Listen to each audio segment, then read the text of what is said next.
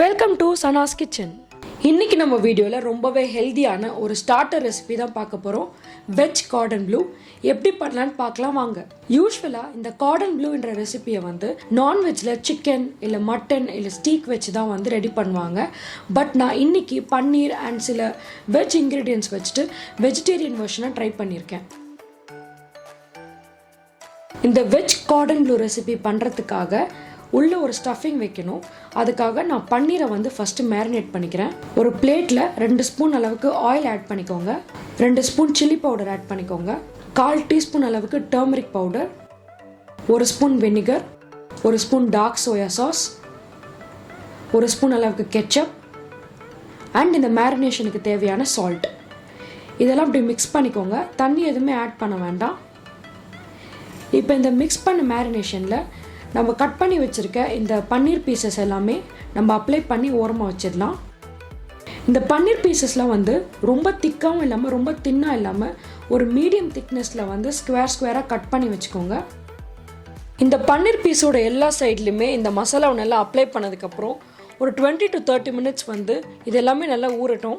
அதுக்குள்ளே நம்ம garden ப்ளூவோட outer லேயருக்காக ஒரு பொட்டேட்டோ மிக்சர் வந்து ரெடி பண்ணிடலாம். இப்போ இந்த மிக்சருக்காக நான் 2 to 3 பொட்டேட்டோ வந்து நல்லா பாயில் பண்ணி மேஷ் பண்ணி வச்சுருக்கேன். இப்போ இது கூட வந்து 2 ஸ்பூன் அளவுக்கு சில்லி பவுடர், இந்த மிக்சருக்கு தேவையான சால்ட் ஆட் பண்ணிக்கிறேன், 1 டீஸ்பூன் மிக்ஸ்ட் ஹர்ப்ஸ், 2 ஸ்பூன் அளவுக்கு கார்ன்ஃப்ளவர் மாவு வந்து ஆட் பண்ணிக்கிறேன். இந்த கார்ன்ஃப்ளவர் பவுடர் ஆட் பண்ணும்போது இந்த பொட்டேட்டோ மிக்சருக்கு ஒரு நல்ல டெக்ஸ்சர் கொடுக்கும்.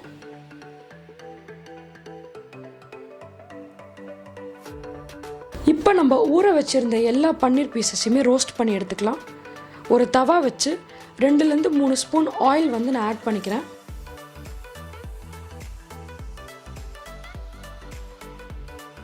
இது தவா ஃபுல்லாக நல்லா அப்ளை ஆகிற மாதிரி சுற்றிக்கோங்க. ஆயில் நல்லா ஹீட் ஆனதுக்கப்புறம் நான் கட் பண்ணி வச்சுருக்க கொத்தமல்லியை வந்து ஆட் பண்ணிக்கிறேன். இந்த சூடான ஆயிலில் வந்து லைட்டாக இந்த கொத்தமல்லியெல்லாம் சாட்டே ஆகட்டும். இந்த மாதிரி பண்ணுறப்ப நம்ம ரோஸ்ட் பண்ணுற பன்னீர் பீசஸில் நல்ல ஒரு ஸ்மெல் அண்ட் ஃப்ளேவர் கொடுக்கும். இப்போ ஊற வச்சுருந்த பன்னீர் பீசஸ் எல்லாமே இந்த ஹாட் தவாவில் ஆட் பண்ணிக்கிறேன்.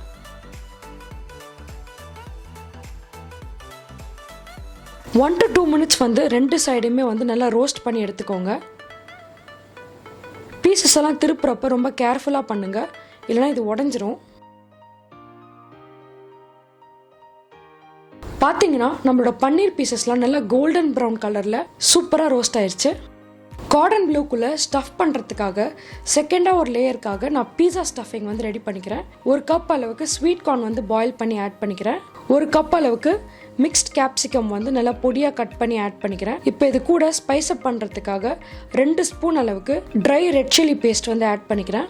இந்த பீஸா ஸ்டஃபிங்க்கு தேவையான சால்ட், ஒரு 1/4 டீஸ்பூன் அளவுக்கு மிக்ஸ்ட் ஹர்ப், 1 டீஸ்பூன் அளவுக்கு பெப்பர் பவுடர், இதெல்லாமே நல்லா மிக்ஸ் பண்ணிக்கோங்க.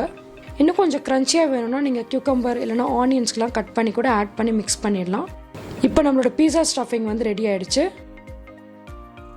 நெக்ஸ்ட் ஸ்டெப்பாக வந்து இந்த கார்டன் ப்ளூ வந்து நம்ம லேயர்ஸாக ப்ளேஸ் பண்ணி ரோல் பண்ண போகிறோம். அதுக்காக ஒரு பட்டர் பேப்பர் வச்சுக்கிறேன். மேலே வந்து ஆயிலை வந்து நல்லா க்ரீஸ் பண்ணிக்கலாம். இந்த பட்டர் பேப்பர் மேலே எதுக்காக ஆயில் க்ரீஸ் பண்ணுறோன்னா நம்ம பொட்டேட்டோ மிக்சரை வந்து நல்லா ஸ்ப்ரெட் பண்ணுறப்ப ஈஸியாக வந்து ஸ்ப்ரெட் ஆகிடும். ஒரு போர்ஷன் ஆஃப் பொட்டேட்டோ மிக்சரை எடுத்து நான் இந்த மாதிரி ஸ்ப்ரெட் பண்ணிக்கிறேன். ரொம்ப திக்காகவும் இல்லாமல் ரொம்ப தின்னாகவும் இல்லாமல் ஒரு அட்டை கன்சிஸ்டன்சியில் வந்து இதை ஸ்ப்ரெட் பண்ணிக்கோங்க. இப்போ இதுக்கு மேலே வந்து ஒரு லேயர் ஆஃப் கட் பண்ண சீஸ் வந்து நான் ஆட் பண்ணிக்கிறேன். நான் இங்கே வந்து செடார் சீஸ் வந்து கட் பண்ணி ஆட் பண்ணுறேன். உங்களுக்கு எந்த சீஸ் வேணாலும் நீங்கள் கட் பண்ணி ஆட் பண்ணிக்கலாம். நெக்ஸ்ட் நம்ம ரோஸ்ட் பண்ணி வச்சுருக்க பன்னீர் பீசஸ் எல்லாம் நான் கட் பண்ணி நெக்ஸ்ட் லேயரை ஆட் பண்ணிக்கிறேன். இப்போ இதுக்கு மேலே நான் மிக்ஸ் பண்ணி வச்சுருக்கேன் பீட்சா ஸ்டஃபிங்கை வந்து நான் ஆட் பண்ணிக்கிறேன்.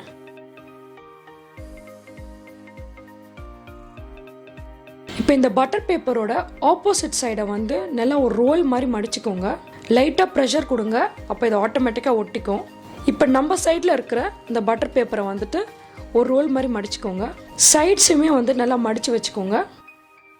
இப்போ இது ஒரு ரோல் மாதிரி ரெடி ஆகிடுச்சு. இதுக்கு மேலே வந்து அந்த பட்டர் பேப்பரை ஃபுல்லாக ரோல் பண்ணிவிட்டு 2 கார்னர்ஸையுமே கேண்டி மாதிரி ட்விஸ்ட் பண்ணி வச்சிடலாம். இப்போ இந்த மாதிரி நம்ம ரெடி பண்ணுற எல்லா ரோல்ஸுமே 2 hours வரைக்கும் ஃப்ரீஸ் பண்ணி எடுத்துக்கலாம். இப்போ இந்த ரோல்ஸ்லாம் நல்லா 2 hours ஃப்ரீஸ் ஆகிடுச்சு. இப்போ இந்த பட்டர் பேப்பர்லேருந்து ரிமூவ் பண்ணி நான் ஒரு பிளேட்டில் வந்து 1 ஸ்பூன் அளவுக்கு கார்ன்ஃப்ளவர் மாவு, கொஞ்சமாக சால்ட் அண்ட் பெப்பர் ஆட் பண்ணி ஒரு ஸ்லரி ரெடி பண்ணியிருக்கேன். இந்த ரோலை வந்து அதில் நல்லா பெரட்டி எடுத்துகிட்டு பிரெட் க்ரம்ஸில் வந்து டஸ்ட் பண்ணிடலாம். நீங்கள் கார்ன் ஸ்லரியில் பெரட்டும் போதும் பிரெட் க்ரம்ஸை வந்து இதில் டஸ்ட் பண்ணும் போதும் ஜென்டிலாக ஹேண்டில் பண்ணுங்கள், இல்லைனா இது உடஞ்சிரும்.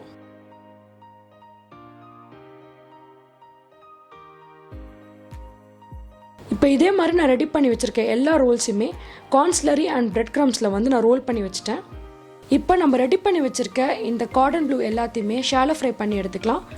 ஒரு பேனில் வந்துட்டு ஆயில் போட்டு அது நல்லா ஹீட் ஆகட்டும். மீடியம் ஃப்ளேமில் வச்சு இந்த ஆயில் நல்லா ஹீட் ஆனதுக்கப்புறம் நம்ம ரெடி பண்ணி வச்சுருக்க வெஜ் கார்டன் ப்ளூ வந்து இதில் போட்டு ஷாலோ ஃப்ரை பண்ணிடலாம். ஒரு சைடுமே 1 to 2 minutes வந்து நல்லா ஃப்ரை பண்ணிக்கோங்க. சைடில் இருக்க அந்த ஹீட்டான ஆயிலை வந்துட்டு இது மேலே நம்ம அப்படியே ட்ரிசில் பண்ணிக்கலாம். ஒரு தடவையும் இதை திருப்பி நல்லா நீங்கள் ஃப்ரை பண்ணுறப்ப கேர்ஃபுல்லாக பண்ணுங்கள், இல்லைனா இது உடஞ்சிரும்.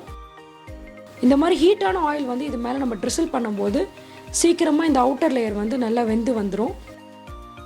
இதோட 2 கார்னர்ஸுமே நல்லா கேர்ஃபுல்லாக பிடிச்சி ஃப்ரை பண்ணி எடுத்துக்கோங்க.